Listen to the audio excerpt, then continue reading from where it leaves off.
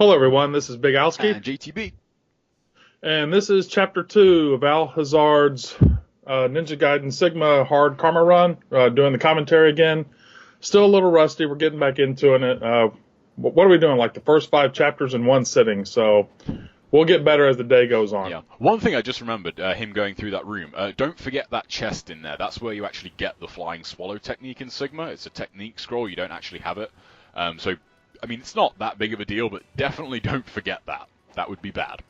That's an important thing to get, and it also actually changes the weapon in a lot of ways because it allows you to perform it at level 1, where in NGB in 04 you had to upgrade the sword to level 2 to get the flying swallow.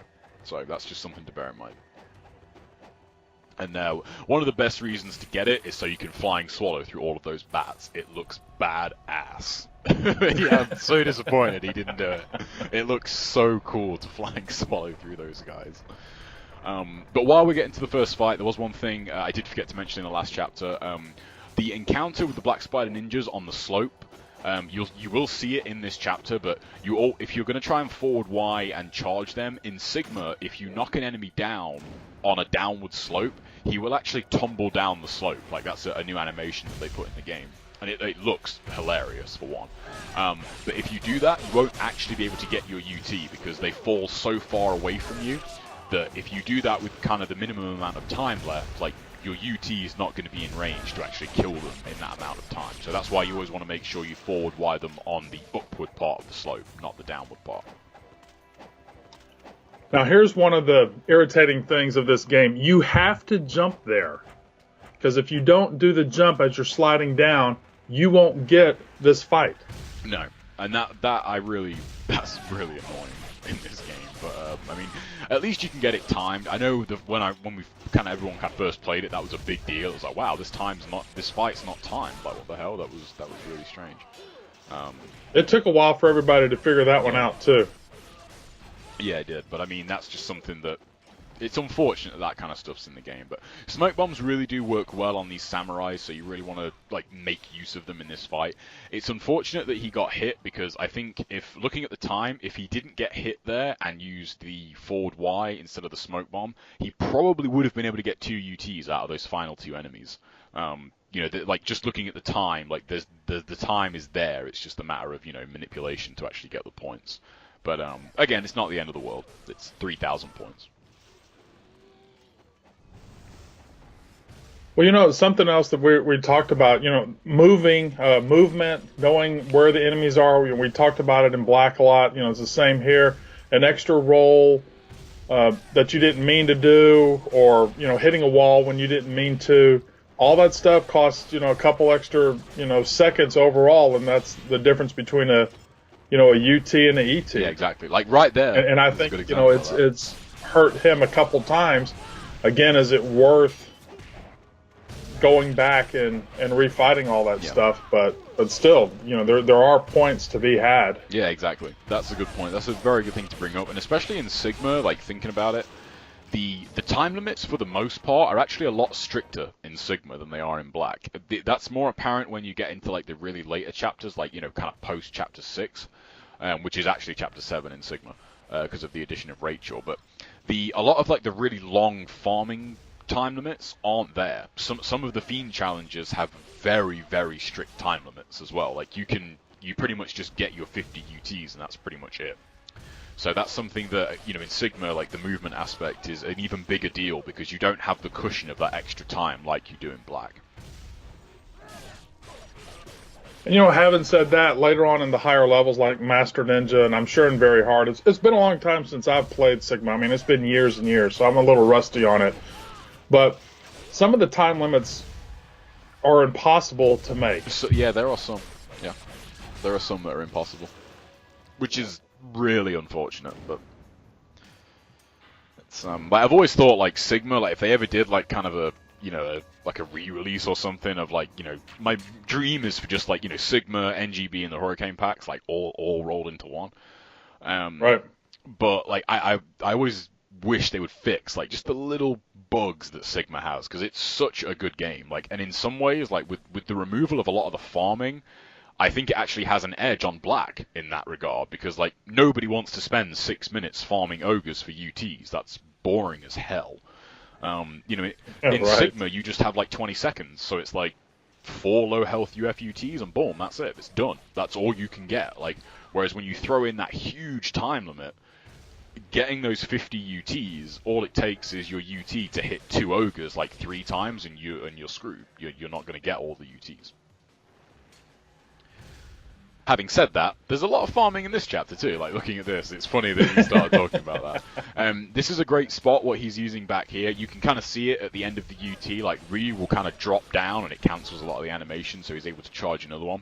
One of the differences in Sigma is that when you kill, I believe it's 3, when you kill 3 of the horsemen, it will actually start spawning more of them. So this sweet spot won't work because he has 2 spearmen horsemen to contend with, and then, you know, they'll come at him in alternating patterns and screw up the UTs. And you'll see it here, like he does change position after he takes out this final one.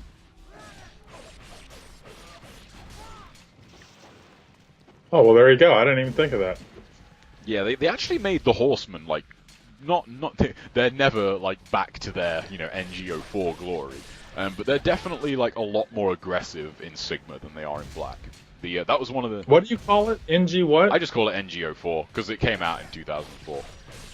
Oh, NGO4, okay. So Ninja Gaiden original. Yeah. In 2004. Yeah, NGO. Because we always called it NGO, and then I just, like, it was only recently I thought of it. I was like, yeah, and it came out in 04. Screw it. NGO4. It makes sense. I just call it Ninja Gaiden. I mean, yeah, but like, there's always the SNES versions of NG as well. Like, so there's those. I would have said, oh yeah, man, yeah. Like yeah. the original game, that's another thing. That's on my like ever like list of things I want to do for NG. Like, I do want to get some videos of NGO4 out there. That game has like some cool differences that Black doesn't have. Namely, like the awesome future ninja costume with the lightsaber. But that was a pretty awesome one arrow shot. Yeah. He just shot it, knocked the guy off in one hit, man. If only the original Ninja Gaiden 4 Horsemen were that easy. That's another thing as well to mention. Like a really good situational awareness. Like, he obviously would have heard him fall off the horse, so he knew he could charge that UT. That's something to bear in mind. I love it when the arrow you can knocks jump into the wall and shoot arrows here, right? Yeah, you can. If you that was added in Sigma. Okay. That's one of the biggest like mechanical changes. Actually, was the in-air bow.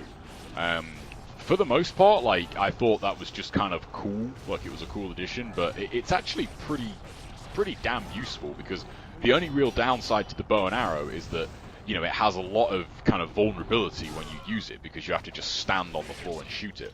Them giving you the in-air bow, like, it makes the bow, like, just a much better weapon to use, because you don't have that vulnerability associated with using it. Now here, do you just want to go for speed? You're not really worried about enemies because there's another fight. Oh, yeah. And it's starting this. And I actually thought these next few fights were really cool. Yeah, I like that they But one this. thing to say, sorry to interrupt, is in order to get the full 12 enemies, I believe you have to kill at least the 3 guys below the save statue. Yeah, you do. That's what he's doing here. That was one of those things where it took a while for people to, you know, figure out what the hell's going on. Why am I only getting 9 enemies or 6 or whatever like that? And it's like, well, if you kill these guys here before you do that, then this will happen. So it was crazy trying to figure out when we first started the game. I do like the addition of this like post Masakado bit though. I always thought it was really cool. And like watching this now as well, like at least to me, like this game still looks really good. It's still right. I mean, I still think NGB holds up for the most part. Like there again, you see it, like you see him fall down. That's why you don't want to do that on a downward slope. I think it was just like the animation of him getting up that actually moved him into that area. So, like, that shouldn't have happened, but that's something that, you know, that can happen if you do it on a downward slope. So it's just something to bear in mind. This is one of my favorite additions in the game. I love this encounter, like this environment, like the burning dojo, like with the flames, like all over the pillars and everything. This looks so cool. Now, doesn't some flames come out from certain sections too that you can get hit? Yeah, they do. You'll see it, like, it's pretty telegraphed, like, for the most part. You'll see, like, kind of a patch on the wall glow, and then, like, a huge blast of flame will shoot out. but past the first one, like you actually have to trigger the fight to see it happen. Like you saw it there real quick, and they do a ton of damage. Like that's one thing that like kind of surprises you. Like the first time that hits you, you're like, whoa, that almost kills you. Like it literally almost takes your entire life bar. Now that he just got an orange there, so the fire must have killed a mage or something. Did he get credit for the kill? Yeah, it still gives you credit for the kill, but it doesn't. Obviously, you'll just get like the basic essence. There again, you saw it. Like that's what will happen on the wall, and then fire will come out. Right. So see, that was good that he was aware. He saw that he absorbed that essence, and he could use that for that UT. Exactly. Now Doku is another addition. This strategy, you have to do it pretty much perfectly to make the time bonus. You will see it at the end of the video. But you just want to ET through him. If your spacing has to be, I mean, you'll see it in this video, but it has to be completely on point. If you fail even one ET, you won't get the time bonus. And if you let Doku kill you, like if you just skip him, you don't actually get any points for this fight. You have to, even though you don't, quote unquote kill him, but you have to like drain all of his life to actually get the kill bonus from him. Otherwise, you won't get any points. And if you beat him here, it unlocks the next level. Yeah, it does. So, if you're on normal, you beat him, you can unlock hard. So that was a lot of people enjoyed that. So you could go almost straight to Master Ninja after just playing this a few times on different levels. Yeah. I always felt that was kind of in there for the people who just wanted to get it out of the way. Right. But again, you saw how close that time limit is. Like, again, one mistake and you're not going to make that time limit. Well, the chapter time limit is going to be 18 minutes, and the kills are 54. I think there's plenty of kills in there, so he could speedrun Masakato and still get the kills, no problem. Because I'm not sure if those kills are actually included in the 54 total. They're not going by that, actually. So. Okay, we'll see you in Chapter 3.